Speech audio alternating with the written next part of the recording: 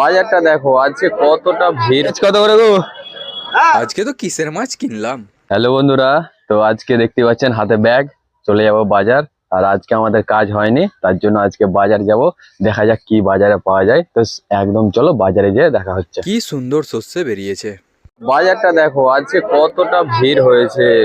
তো আজকে তোমাদের দেখাবো বাজারে কিরকম কি দাম চলছে। তো চলো। পেঁয়াজ কত করে গো? পেঁয়াজ 20 টাকা কিলো। আচ্ছা, আর আলু? 12 টাকা। ঠিক আছে। বাজারের বাইরের চেয়ে ভিতরে তো অনেকটাই ভিড়, তারপরেই আমি এইদিকে চলে আসি মাছ কেনার জন্য। আর আমি একটা মাছও কিনে ফেললাম। আর কি মাছ কিনলাম তো ভিডিওটা লাস্ট পর্যন্ত দেখো, তাহলেই বুঝতে পারবে। এই দেখো বাজার করে চলে এসেছি, তো তোমাদের দেখায় কি বাজার করে নিয়ে এলাম। প্রথমে তো মাছটা খুলে দেখায়, আর নিয়েছিলাম একটা রুই মাছ, আর এতগুলো পিস হয়েছিল। আর তো ব্যাগের ভিতরে একটা এমনই লোভনীয় জিনিস ছিল, সেটা দেখলে তোমাদেরও মুখ দিয়ে জল চলে আসবে।